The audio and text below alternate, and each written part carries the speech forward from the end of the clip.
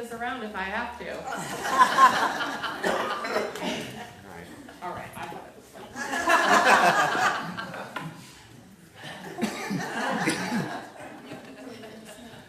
Okay, and the next one is a map. Am I right? Yeah. So, as you know, we're talking about the Exodus, and we're going to do the second half of the story that we began last week. And this is the third part of my three-part series on this wonderful book, Finding Yourself in Transition. So it uses the biblical story of the Exodus to explore how we move through transitions in our life. Oh, can you go back to the map for a second? And so I wanted to talk just really briefly about how Unity uses the Bible. I know I talked about it a little bit last week. We talked about archetypes. That one of the ways that we can interpret the Bible to make it relevant for us today is by looking at the archetypes that are contained in the story. And so these archetypes are part of the common collective consciousness, and they speak to the human condition, which is why we continue to resonate with them even 3,000 years later.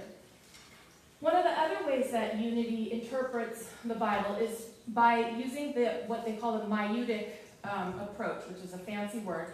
But basically, it's about entering into the story. And so what we do is we learn as much about the story as we can. And one of the things we look at is the topography. So we can know, what did this place look like that we're talking about? What did the people look like? How did they talk? How did they dress? What did it look like, feel like, smell like? And as we enter into the story, we begin to ask ourselves a couple of questions. What's happening in this story? Like, what's really happening below? There's what's happening, and then there's other layers. So we try to look at everything happening in the story. And then we ask ourselves, how is this happening in the world around me today? And you'd be surprised how many parallels, they say there's nothing new under the sun, right? We can find so many parallels with the things that we are struggling with as a world today. And then we also ask ourselves, how is this happening in me? Okay, so how is this happening in the world around me, and then how is this happening in me? So the idea is for us to enter into the story and find ourselves within the story. And then it can help us to learn more about ourselves. So last week we talked about the first half of the story. And so we know that the ancient Israelites have been brought up out of their slavery in Egypt, and they're being led by Moses, and they have found themselves now in the wilderness.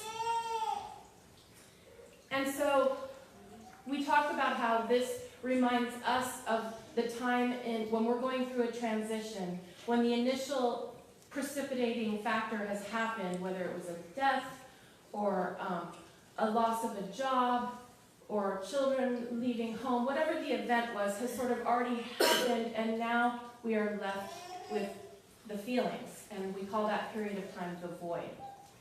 So this time in the wilderness represents that void. So there they are, they're in the wilderness, and suddenly they find themselves with no water. And so the people begin to panic. The only thing that saves the Israelites is that their leader, Moses, who is not just the person that they're, walking along behind, he's also their spiritual leader, okay? He has direct access to the Lord, meaning he's a prophet. He has access to the voice of the Lord. Okay, so they're following him. Now, in Unity, we know that we all have access to the voice of the Lord. But the idea with the story is that the Israelites hadn't figured that out yet. Or they hadn't fully come to understand that they had that within them. So they're following Moses. And so there's no water, and they're freaking out. And the only water they find is bitter, and they can't drink it. And so they begin to murmur against Moses. And I love this word, because it's so antiquated, right? But the murmuring represents their griping, and they're complaining, and they're just not happy, which is understandable. They have no water. But Moses hears the voice of the Lord, and God tells him to go and take a branch from a certain tree and throw it into the water, and it will make the water drinkable. And so he does this, and the people are able to drink the water. This represents that when we follow that inner voice, that still small voice that is our inner Moses, our inner guide, we too will be led to the next right thing that we need. The next thing that happens is they're without food. So again, they murmur against Moses. They're griping and complaining. Some of them wish they hadn't even come. Now let me ask you this, because I know I can relate to this. When you've been moving through a big transition, okay, let's say that you left a job that you weren't happy in, and you make this big decision, I'm going to find something better. And so you leave the job, now you're in the void, right? And you're putting out resumes, you're doing all this stuff, and nothing's happening, right? And you're starting to go, you start murmuring. You start going, gosh, I wasn't happy, but at least I had a job, right? I know this has happened to me in relationships too. It could be anything. You end a relationship because you're not happy. Then you find yourself 6 months later, you're like, well, at least I had someone then. Now I'm lonely, right? And so this is the experience that the Jews were having, and how quickly they lost faith in their leader. And how quickly we sometimes forget to follow our inner Moses, our inner voice. So the next thing that happens is that Moses hears the voice of the Lord telling him that there will be bread in the morning. And so they wake up the next morning and they find this manna, the bread from heaven. And this bread, well, it feeds all of them and continues to appear every morning for the next 40 years and sustains the Israelites. So again, during those periods of transition and change, when we don't know maybe where our symbolic next meal is going to come from, we can get really fearful. But if we hang on during that time, and we have faith, and we follow that inner voice, we often find that our needs are met in really unexpected ways. Has this ever happened to you? Yes. It's definitely happened to me. Things can come from the most amazing places. And so what this part of the story is telling us is that we must not only listen to that inner wisdom, but we must also follow it. So 3 months into their journey, the Israelites arrive in the wilderness of Sinai. And the Lord appears to them in a cloud, and he calls Moses up to Mount Sinai and tells him of the new covenant that's going to be between God and the Israelites. The children of Israel will obey his voice and his law, and they will be his chosen people. And in return, the Lord will make them a holy nation and a kingdom of priests. So 3 days later, the Lord calls him to the top of Mount Sinai and dictates to him the 10 Commandments, as well as many other laws about how the people in this new covenant, how they should now worship and how they should conduct their daily lives. And this becomes the extensive Torah, the laws that the Jews follow. So in return for keeping these commandments, the Lord promises them victory over the land of Canaan, the promised land. So then the Lord calls Moses up yet again and gives him these commandments and laws on stone tablets. So while Moses was up on the mountain getting all of these instructions, the people were hanging out down below. And he was up there for 40 days. There's a lot of 40s in the Bible. So he's up there for 40 days, and the people are waiting for him. What do you think happened to them? Murmur. They were waiting. They start to murmur again. Murmur, right? Now they're really unhappy. They're getting impatient. They're becoming fearful. They're losing faith. Ringing any bells for you? This happens to us, right? When we're in that period of waiting, it can get fearsome at times. Well, if you know the story, you know that what they end up doing is melting down all of their golden jewelry and fashioning it into a calf, which they then place on, a thing, and they begin to worship this golden calf. The symbolism is so rich here. So, the Jews were just learning to follow their spiritual guidance. Okay? But when things get really tough and they become fearful, they revert to the old way, which is worshiping the golden calf or worshiping an idol. So Moses is trying to get them to follow him. He is a direct voice, the prophet of God. And they follow him when things are going well, but when stuff starts to hit the fan, they revert.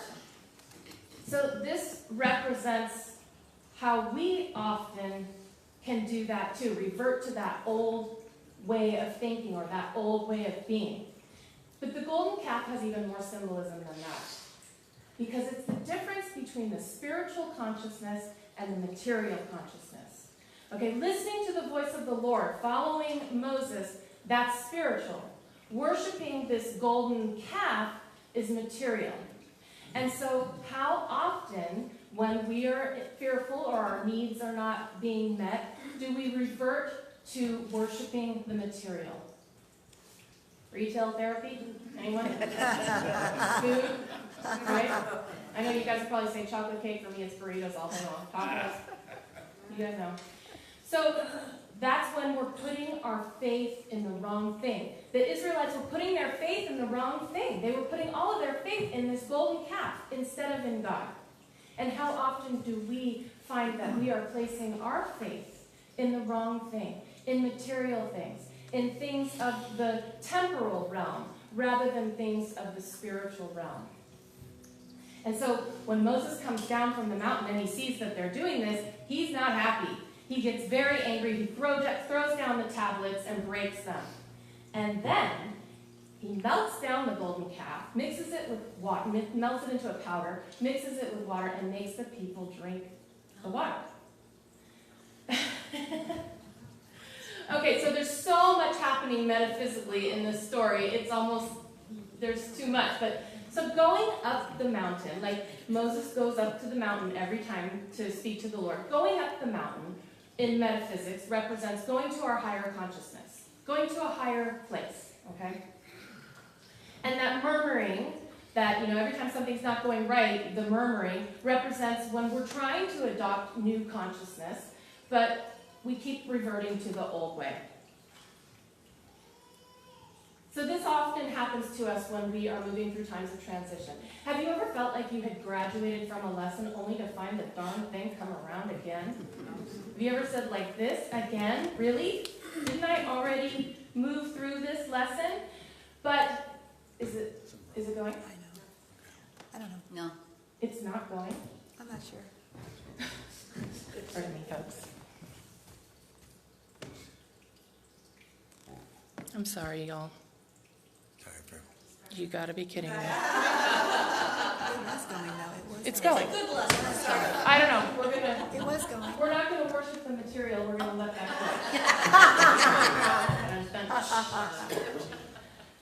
go. Okay, so the people having to drink the melted down gold, this represents when we haven't quite gotten that lesson yet, we need to consume the lesson. We need to really get the lesson on a deeper level where it can be integrated into us. And this often happens during that time in the void. This also teaches us that material wealth can only satisfy us for so long. It's not ultimately what our soul really desires. Okay, so the people finally, they repent, they acquiesce. Moses is given new tablets, new stone tablets. And once the people have done all they are told, the cloud of the Lord descends over their camp. And this represents that reassurance that God is always going to be with them. And so God begins to guide them on their journey. When the cloud is there over the camp, they stay put.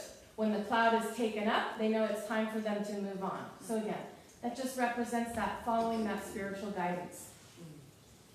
When they're following God's guidance, things work really well. When they forget to follow God's guidance, they get into trouble.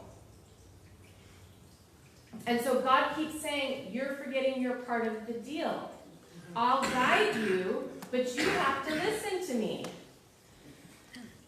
I don't even have to tell you what the parallels are there. We all get that, right? Okay, so now we're coming to the end of that period of the void.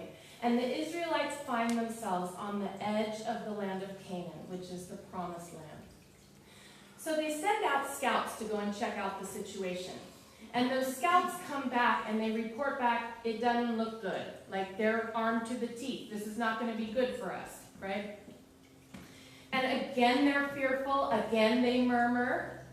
And some of them even want to go back to Egypt. But Moses tells them, trust God. Trust God. Okay, this is that time of waiting. When you're waiting, you sent out the resumes, you've put your profile on a dating thing, whatever it is, and you're waiting and nothing's happening. What happens during that period? It's so hard for us to wait. Sometimes we get out there and we try to make something happen ourselves, right? Okay, I'm going to make it happen. And so this is what the Israelites do. Against Moses' instructions, against the guidance of God, they decide to take up arms and they march into, a group of them, and marches into Canaan. Well, what happens? They're defeated. Because they went in without their spiritual guidance. They went in without their Moses, right? The Israelites haven't yet learned that that divine wisdom is within. They think that they can do it alone. They think they can go it alone. And so this represents what happens to us sometimes when we get impatient and we think that we can strike out and do things on our own without heeding our spiritual guidance, and it doesn't often work very well. And so the Israelites continue to wander for 40 years in the wilderness. Well, what ends up happening is that the old generation dies. So no one who left Egypt as an adult, except for Joshua and Caleb, everyone else has now died. And so there is a new generation. So the old generation is not going to go into the promised land. It's going to be the new generation that goes into the promised land. So that old generation represents the old consciousness. And the old consciousness has to die, the old generation dies, for the new consciousness to be born. Now, let's go back to the question I mentioned at the beginning. How is this happening in the world around us?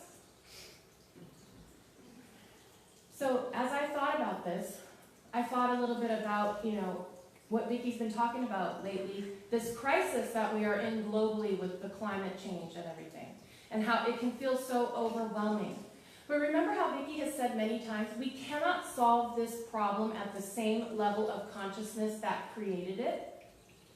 So I don't know if it's going to be the actual new generation or just new consciousness, but it has to be a new consciousness that's going to lead us into the solution. And it very well may be the new generation, the young people that have a new consciousness. They have a different way of seeing things. And so we can't move into that promised land until the work has been done. And this is the work that we do during the void.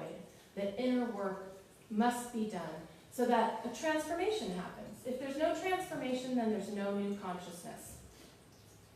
And so Moses is now an old man, and he will soon die. And he knows that he has led the Israelites up to this point, but he's not going to be the one to lead them into the promised land. It's simply not his role to do that. And so he appoints Joshua to lead the conquest of Canaan. Now Joshua represents a new archetype. He represents the warrior. Now the warrior embodies strength, discipline, and commitment. So this is telling us that that is what is needed to lead us into the next phase of whatever our transition, our time of change is. We have to have that warrior. Now, it doesn't mean warrior like violence. It's about strength, discipline, and commitment. And so, as we know, a crisis almost always precedes a transformation. Am I right? This is true not just in our own lives, but in the world around us. Sometimes there has to be a pretty big crisis for a new way of thinking and doing and being to be able to be born. Think about the metaphor of a butterfly. You know, the butterfly goes into the cocoon. I don't know whether the butterfly knows what it's doing or not, but when it's in there, all this stuff is happening, right? It looks like it's a crisis. You know, now I'm in this cocoon. What happened to my old life? But all this stuff is happening internally, right? Everything is changing inside. And so if we see these times only as a crisis, then we can miss the transformation that's happening. Richard Bach said, what the caterpillar calls the end of the world, the master calls a butterfly. So the old way has to die for something new to be born. When we understand this, it helps us move through our transitions with more awareness, more intention, more mindfulness. And we can learn to see these times not as horrible tragedies, even though obviously some things, you know, deaths and such, those are awful things. But we can learn that these crises are always a prelude to some sort of transformation. So what we need to do when we're the caterpillar and we're in that cocoon and we're in the void is not avoid the pain and discomfort of what's happening. Try not to use denial and distractions to take us away from what is occurring inside us. Instead, we need to trust. Let life unfold. Be patient. Wait. Pray. And listen. Why is all this happening? If you remember in part 1, I had Robert Brummett, who wrote the book, said the ultimate cause of these transitions, these changes, is always that one presence and one power we call God seeking to express through us more perfectly. If we can hold on to that when we're in that void, that is what is happening in this transformation. Like Vicki calls it, that ever-expanding, ever-unfolding, upward progressive movement of life that we call God. It is always wanting to express more of itself through us, as us, in us. That Christ within, our inner Moses, that is our spiritual guide, and we can trust it to lead us through this time, because it will not lead us astray.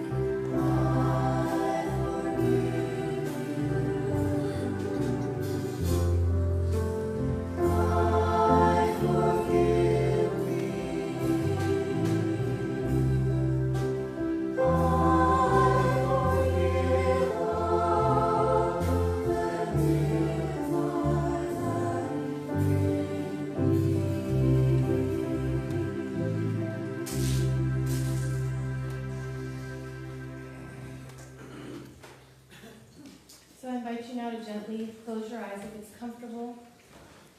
Take some deep breaths and allow yourself to just come into this time of quiet, of meditation, of reflection.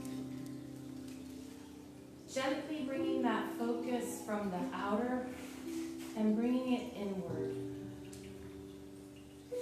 Beginning to focus on the center of your being.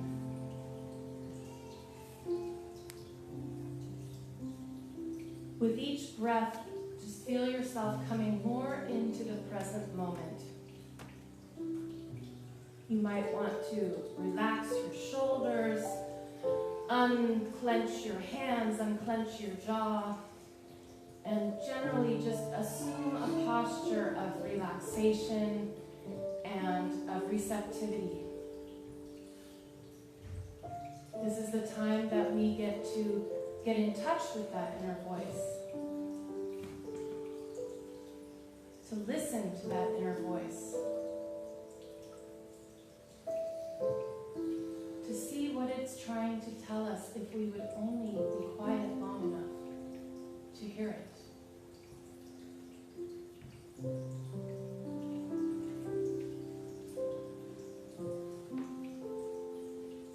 And so as we're entering this time now of Lent, of spring, of new beginnings, of new life, ducklings and wildflowers, new births all around us, I invite you to just ask your inner guide, the divine within, what is seeking to be born in me?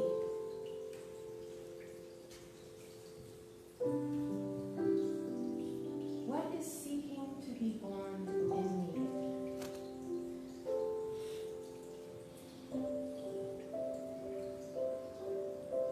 We can sometimes get in touch with our soul's true desire by asking ourselves questions like, what have I always wanted to do? What am I particularly good at? What makes me feel alive?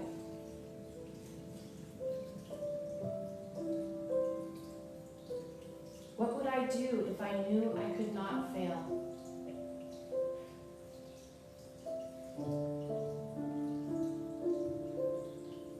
And this doesn't necessarily mean a new job or any major change. It can just be something, some talent or hobby or joy that is lying latent in you, that is wanting to be expressed.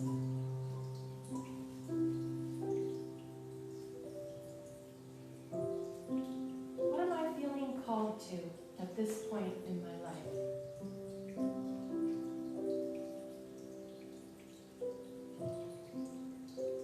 Where in my life is God, that one presence and one power, seeking to express more fully, more perfectly in me?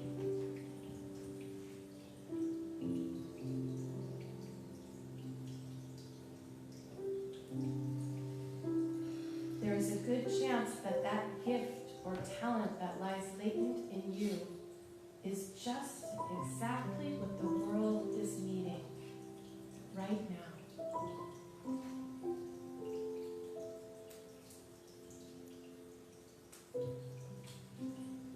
And if nothing presents itself to you in this moment, that's okay. You have opened the door, and it may be that it's still in your subconscious. But we need this time in the quiet so that we can hear that inner guide. And so now I invite you to just rest gently for a few moments in the silence.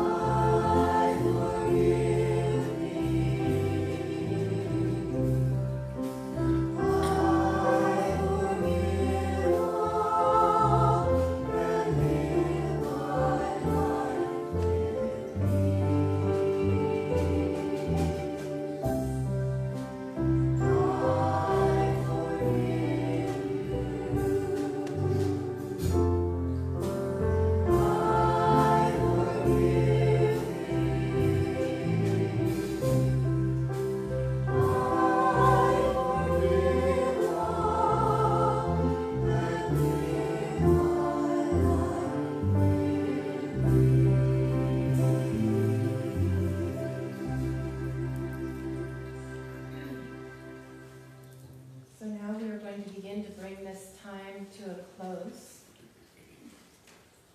But I invite you to remember that when we ask with sincerity, with authenticity, the answer will always come. And so be open and receptive to the answers to these questions you've asked today,